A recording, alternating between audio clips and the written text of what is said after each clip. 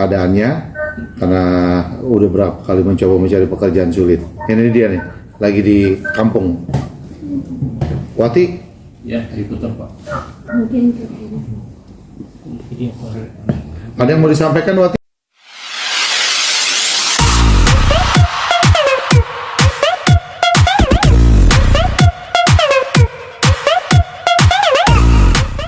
Tiga bawain dulu ya. Ada. Terima kasih atas kedatangannya.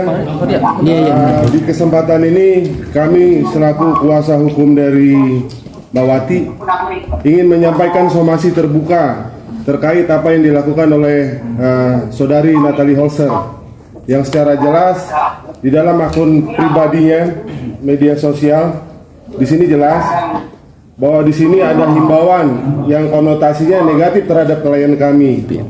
Dengan itu kami selaku kuasa hukumnya meminta kepada saudari Natalie Holzer untuk meminta maaf kepada klien kami karena apa yang dilakukannya sangat merugikan klien kami. Tindakan saudari Natalie Holzer ini sudah merugikan klien kami karena sampai saat ini klien kami tidak dapat bekerja dimanapun, dan konotasi negatif dengan kata-kata himbauan dan hati-hati ini itu selalu berkonotasi negatif. Tidak ada kata hati-hati itu yang konotasinya positif. Hal tersebut sangat merugikan klien kami karena klien kami adalah satu-satunya tulang punggung keluarganya.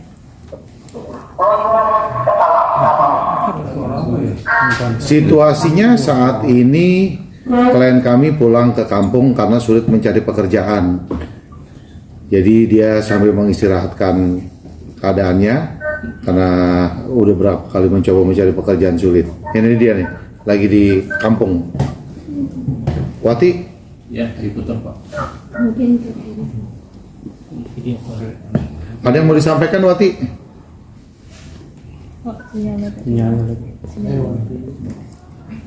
Wati?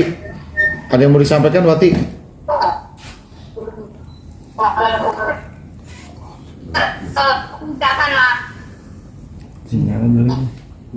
Ya, kan sekarang saya lagi di kampung, istirahat dulu, nenangin badan dulu, nenangin pikiran dulu. Dan pokoknya aku serahkan semua pada Om Kaisnan, pada kuasa hukum. Ya, terima kasih Om Kais. Ya, oke. Dilanjut ya, Wati ya. Baik. Terima kasih, Wati. Yuk. Ya.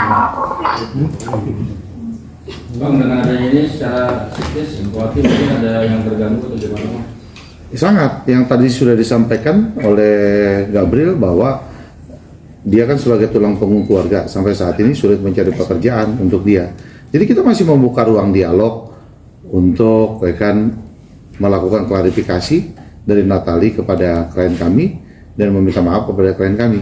Tapi kalau itu dalam 3 kali 24 jam tidak ditempuh, maka kita akan melakukan langkah-langkah hukum.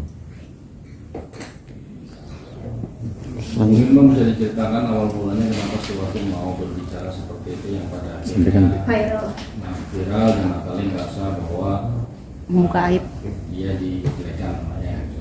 Mungkin bisa diceritakan. Ya, mungkin saya mau menjawab bahwa saudari Wati ini kan kalau kita tahu sama tahu dalam perjalanan proses persidangan perceraian antara Natalie dengan saudara Sule, saudari Wati ini bersaksi di persidangannya. Jadi bagaimana bisa dikatakan Wati itu menyebar aib sedangkan dia membantu dalam persidangannya? Silakan mungkin rekan-rekan dan masyarakat umum bisa ambil kesimpulan dari cerita itu bahwa Wati memberi kesaksian dalam persidangan perceraian dari saudari Natalie Holzer dan Sule. Jadi tidak ada ungkapan atau apapun rahasia yang diungkap selain di persidangan itu. Karena Wati banyak tahu rahasia dan dia tidak ungkap semua rahasianya gitu. Jadi kesimpulannya apa yang dituduhkan dalam postingan IG ini tidak benar lah. Kemarin pun juga kan ketika dia melakukan klarifikasi terhadap somasi yang dilayangkan secara terbuka oleh Natalie, dia minta video apa sih yang dia bilang bahwa dia membuka aib. Kasih dong. Kita juga nggak ada perkataan-perkataan dari Wati yang mengatakan dia membuka aibnya daripada Natali itu seperti apa, nggak ada. Artinya tidak ada postingan, Bang? Nggak ada. Apakah Wati juga sempat komunikasi dengan Sule, karena kan terkait kan 2 orang itu ya, Natali dan Sule kan seperti itu. Nggak ada. Justru ketika Wati mencurahkan isi hatinya, dia bikin statusnya dia di WA kemarin, nggak ada menyinggung siapapun. Tiba-tiba dia mendapatkan WA dari Natali yang isinya ya kan bahwa begini. Padahal sama sekali di dalam statusnya itu juga dia tidak pernah mengatakan atau membuka aibnya seperti yang diutarakan gitu, nggak ada. Oke, ketika aib ini bergulir gitu Bang ya, kan Sule tentu juga mendengar gitu. Ada komunikasi Wati dengan Sule ketika masalah ini? Saya belum tanyakan itu. Coba nanti saya tanyakan. Bang, berarti udah berapa lama Wati tidak bekerja, Bang? Wati udah persisnya berapa lamanya saya juga belum tanyakan. Nanti saya tanyakan. Apakah setelah keputusan itu? Dia cuma bilang ya kan ada sempat dia mau lamar kerja. Wati bilang dia mau ngelamar kerja, orangnya tadinya sudah mau terima, tiba-tiba ditelepon, ya kan apa bunyinya teleponnya juga Wati nggak tahu isinya. Terus orang itu bilang ke Wati, mohon maaf Mbak Wati, saya nggak jadi terima Mbak Wati itu aja. Ya. Artinya peluang Wati untuk cari kerja semakin sulit Bang ya? Ya saat ini seperti itu kondisinya. Bang, awal status yang katanya kata Mbak Wati itu unek-unek, sebenarnya unek-unek apa sih Bang? Dan apa sih yang jadi apa ya? Mungkin Natali sendiri merasa tersinggung. Dia kan disudutkan seolah-olah dia membuka aib, padahal dia tidak buka aib. Kan dia bilang sama saya, Bang, kalau saya mau buka aibnya, arti perjalanannya bagaimana, 124 jam melekat. Tapi kan sudah disampaikan oleh saudara Supri tadi bahwa di kesaksiannya pengadilannya pun juga dia membantu Natali, tidak sama sekali menyudutkan Natali dalam kesaksian di pengadilan ya, itu yang disampaikan. Justru mendukung Natali justru. Jadi itu unek-unek itu sebenarnya unek-unek untuk siapa Bang? Unek-uneknya untuk siapa saya juga belum tanyakan itu sih. Cuma dia bilang isi curahan hati aja dia sampaikan melalui statusnya dia di WA. Ya kan unek-uneknya dia cuma bilang gitu sih sampai ini gitu. Bang, tentang dugaan sebelumnya katanya Wati mengetahui kalau Natali selingkuh dengan pria lain sebelum Natali cerai dengan Sule. Apakah hal itu benar terjadi adanya atau seperti apa yang Saya pernah tanya apa yang banyak Wati ketahui ya kan tentang adanya ya mungkin dugaan-dugaan ya kan sisi lain atau dan sebagainya. Dia cuma bilang saya banyak tahu, saya dengan Natali melekat 24 jam. Cuman untuk apalah katanya, saya juga nggak perlu juga untuk cerita-cerita ke orang, cuma gitu doang. Berarti pembunuhan karakter ya Bang, kalau Natali menuduh Wati menyebarkan, memberitakan kalau Natali selingkuh dengan pria lain sebelum cerai sama Sule, berarti bohong dan pembunuhan karakter menurut Abang atau gimana Bang? Ya makanya kita pengen tahu, makanya minta buktinya, minta apa yang dimaksud dengan artiannya Wati itu menjelek-jelekan atau menyebarkan aib yang di mana? Wati kemarin coba sampaikan ke saya di apa sih ya kan di YouTube apa? Ini loh Bang isinya. Coba Abang pelajarin, coba Abang lihat per kalimat-kalimat saya. Apa ada di sini yang dikatakan saya membuka aib? Saya lihat dari konten YouTube-nya kemarin yang dikasih oleh Wati, nggak ada di situ. Makanya saya juga bingung. Bang, status dari Wati ketika dia ada kejadian ini, statusnya sudah mantan ART atau masih ART ketika dia menjadi saksi ketika perceraian? Itu yang pertama. Yang kedua, akhirnya ini bergulir sampai apakah ada pernah Wati cerita nggak sih mungkin mereka ada keributan kecil sampai akhirnya mungkin Wati speak up tentang ini gitu? Ya pada saat berita ini ada itu Wati itu masih ART pada saat keributan itu kan masih ART di sana. Nah begitu Wati sudah tidak lagi ART, baru ini terangkat bahwa Wati menjelekan sana, menjelekan sini, berita sini diberitain ke sana, berita sana jadi terkesan Wati itu mengadu domba gitu kesannya. Padahal kan kalau kita tahu justru dalam persidangan perceraiannya justru Wati membantu, nggak ada di situ kesaksian yang memberatkan dari Natali juga nggak ada kan kalau menurut penuturan dari Wati sendiri gitu.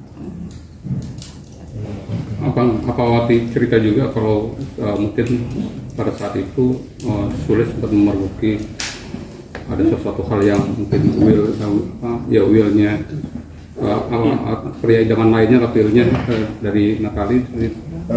Belum cerita mengenai itu Wati. Kalau terkait somasi juga mulai dilayangkan kapan? Apakah per hari ini? Nah, ini kami sampaikan secara terbuka somasinya. Oke. Jadi tadi seperti Pak Krishna bilang bahwa 3 kali 24 jam kalau tidak ditanggapi, kami akan melakukan upaya hukum. Per hari ini. Per hari ini kami sampaikan somasi terbuka terhadap Natali Holster.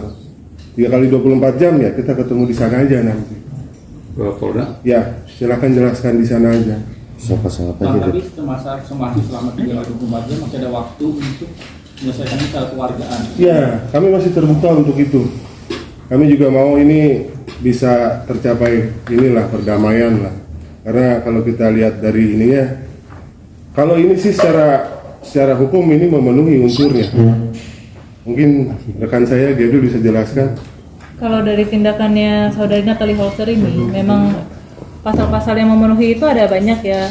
Bisa termasuk pasal 310 KUHP, pasal penistaan, atau pasal 311 KUHP juga, pencemaran nama baik, karena memang bisa sampai saat ini tidak ada bukti yang mendukung bahwa Wati itu, klien kami itu melakukan tindakan yang dituduhkannya itu. Undang-undang yang baru dah. Juga ada junto kepada Undang-Undang ITE di mana pasal 27 dan 245-nya itu terkait dengan pencemaran nama baik dan pengungkapan data informasi elektronik ini. Sekarang ini juga udah ada undang-undang baru tentang perlindungan data pribadi di mana pengungkapan data pribadi ini melanggar pasal 67 di undang-undang yang baru itu. Pengungkapan KTP ini kan data pribadi ya, data pribadinya klien kami gitu, dan diungkapkan di media sosial begitu saja dan disebarkan secara umum gitu. Hal itu jelas merugikan klien kami. Bang Krishna. Dari Wati sendiri ada kekecewaan nggak terkait dengan disomasi oleh Natali ketika itu? Yang pasti kan dia tidak mungkin bukan kecewa. Cuman dia terkejut aja, dia kaget. Kenapa dia sampai harus disomasi, dilayangkan secara terbuka di medsosnya Natali? Ya dia cuma terkejut aja, kaget aja. Bang, tapi tadi kan sempat bilang 24 jam Wati, bukan 24 jam ketika mereka masih menjadi satu ART dan majikan gitu kan. Ketika akhirnya masih 24 jam terus bergulir waktu bersama dengan ada nggak mungkin situasi atau kondisi itu Wati dibikin nggak nyaman mungkin dengan akhirnya Wati ungkap ini gitu loh? Sejauh ini sih dia tidak sampaikan, cuman dia bilang, Bang, saya tuh cukup dekat dengan Natali, saya tuh baik, udah kayak saudara, udah kayak teman sendiri, udah kayak kakak sendiri, udah kayak apalah, sangat dekat saya sekali katanya dengan Natali.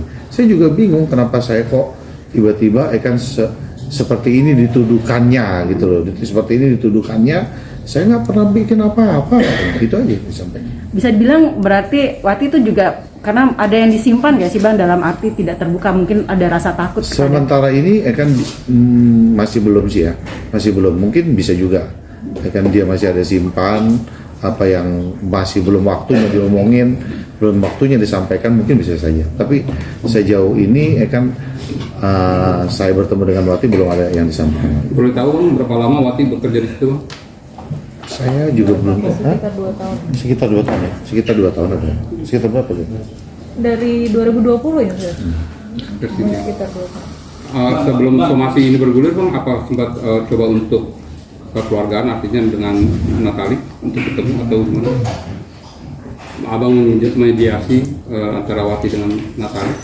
Justru kan di ini kita masih menunggu, kita masih membuka ruang dialog kok untuk kita pertemukan. Bang, apakah Wati mendapat intimidasi dan ancaman dari Natali, dan seperti apa ancaman dan intimidasi dari Natali itu sendiri, Bang? Waktu kita wawancara kemarin kan sudah disampaikan oleh beberapa teman media, WA-WA-nya apa aja yang dikirim, WA-WA-nya apa. Saya juga coba saya lihat. Tapi saya disimpan Wati deh kayaknya kemarin tuh. Saya belum minta. Dan ketika itu Natali sempat menyinggung masalah Paris. Wati tahu nggak Bang hal itu? Wah, saya tanya Pak, saya pernah tanya, itu siapa? Wati bilang, oh itu apa sih bang? Iya, teman sekolah, dulu teman sekolahnya mantan pacarnya. Ketika itu yang itu aja yang Wati tahu, cuman itu.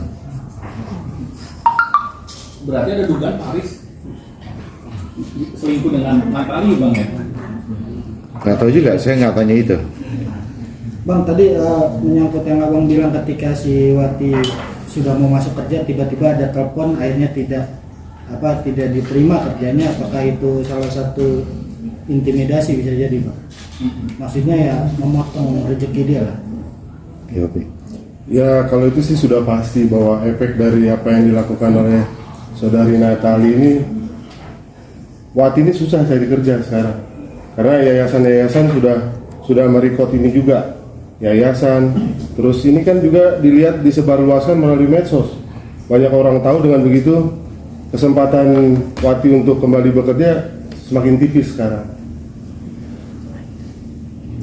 Jadi total, maksudnya kerugian yang dialami Wati tidak hanya Materi dan material ini. Materialnya udah. Ancaman Natali buat Wati apa ya di chat WA-nya? Di chat WA-nya saya sih nanti saya mintakan naikkan, saya belum dapat. Cuma kemarin sempat dibacakan, cuma saya lupa.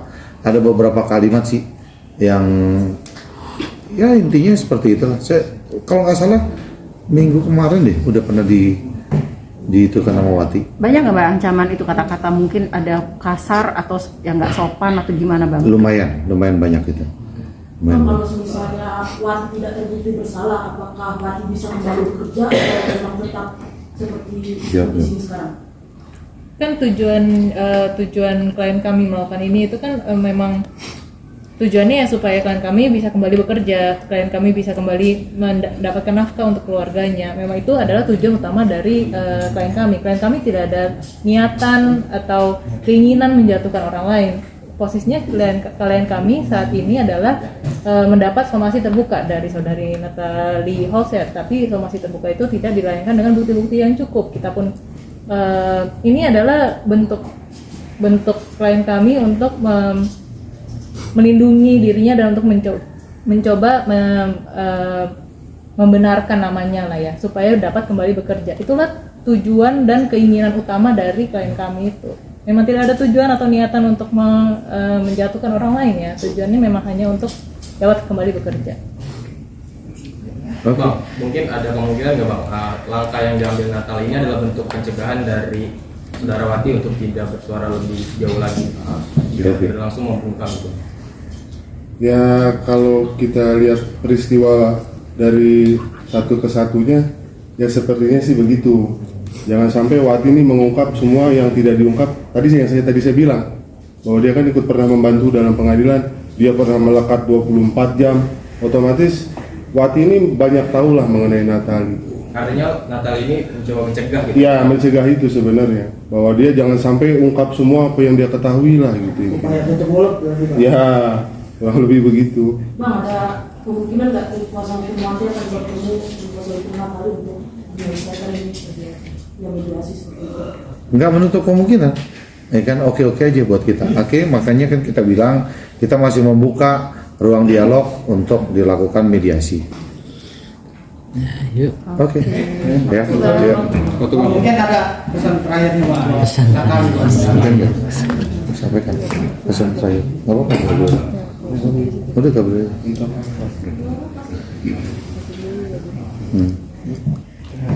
Jadi kita ini kan memang tujuannya walaupun ini somasi terbuka, tujuan kita adalah untuk menyelesaikan permasalahan, dan klien kami itu bukan untuk menjatuhkan.